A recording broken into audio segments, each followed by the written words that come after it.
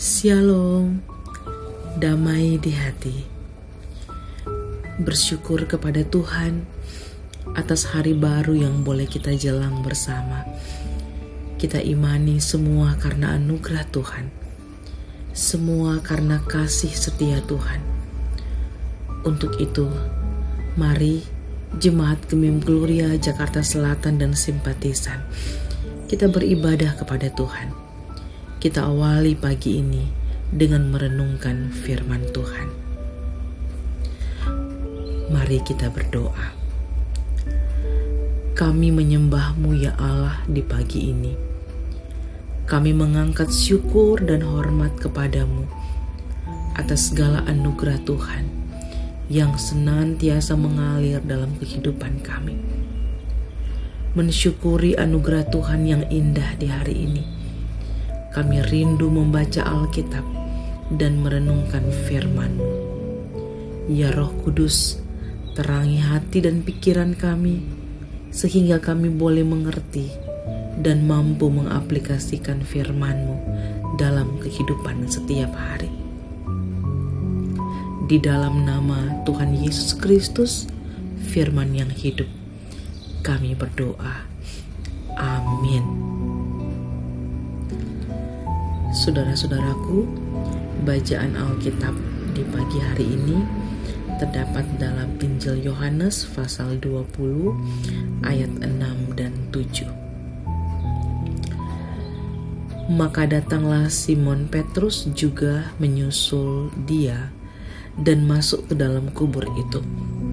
Ia melihat kain kafan terletak di tanah, sedang kain peluh yang tadinya ada di kepala Yesus tidak terletak dekat kain kafan itu, tetapi agak di samping di tempat yang lain dan sudah tergulung. Demikianlah pembacaan Alkitab di pagi ini. Tema renungan harian keluarga di hari ini, kain kafan dan kain peluh. Saudara-saudaraku yang saya kasihi dalam Tuhan, dua ayat bacaan kita pagi ini menjelaskan situasi ketika Simon Petrus tiba dan masuk ke dalam kubur. Ia melihat kain kafan terletak di tanah, sedang kain peluh yang tadinya ada di kepala Yesus tidak terletak dekat kain kafan itu, tetapi agak di samping di tempat yang lain dan sudah tergulung. Situasi di dalam kubur Yesus Kristus yang dilihat oleh kedua murid adalah bahwa tidak ada tanda-tanda kekerasan, seakan-akan tubuh Yesus Kristus diambil paksa atau kubur itu telah dimasuki pencuri atau perampok kubur. Semua terlihat seperti biasa, namun tubuh Yesus Kristus tidak ada di sana.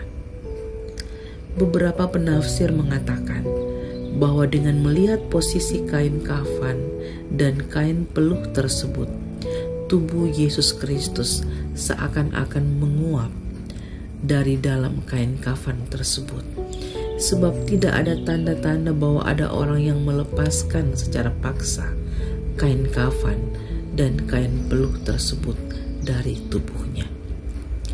Lagi pula kalau tubuh Yesus Kristus dicuri, kain kafan itu harus dibawa sekaligus dengan tubuh yang dibungkusnya. Kesimpulannya, sesuatu yang dahsyat dan sulit untuk dimengerti telah terjadi di dalam kubur tersebut. Dan sekali-sekali tidak ada tanda-tanda jenazah Yesus dicuri. Yesus Kristus telah bangkit dari kematian.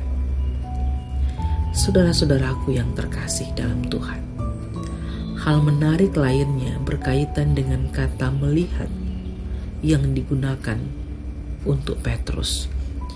Melihat dalam bahasa Yunani theore, yang diartikan notice, melihat atau memperhatikan. Understand, memahami, mengerti. have awareness in depth. Perceive, memiliki kesadaran yang mendalam. Melihat, mengetahui. Pemahaman Petrus tentang situasi yang terjadi berbeda dari pemahaman Maria dan murid yang lain itu. Sebab ia benar-benar melihat posisi kain kafan dan kain peluk tersebut. Petrus memahami dan mengerti bahwa Yesus Kristus sudah bangkit. Buktinya bukan hanya pada pintu kubur yang terbuka, tetapi juga pada kain kafan dan kain peluh yang tetap ada di sana, sementara tubuh Yesus Kristus tidak ada lagi, serta tidak adanya tanda-tanda kekerasan yang terjadi.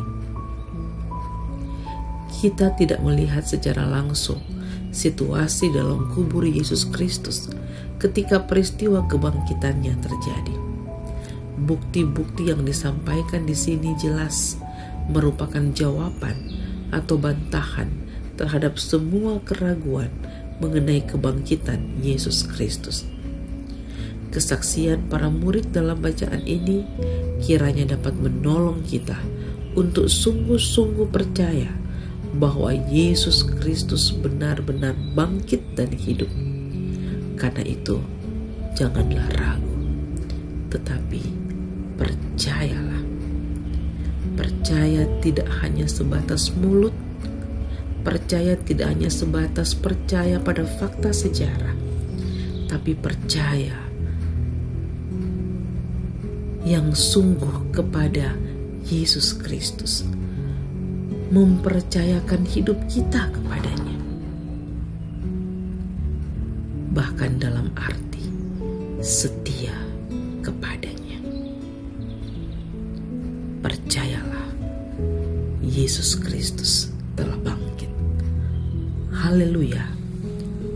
Amin. Mari berdoa.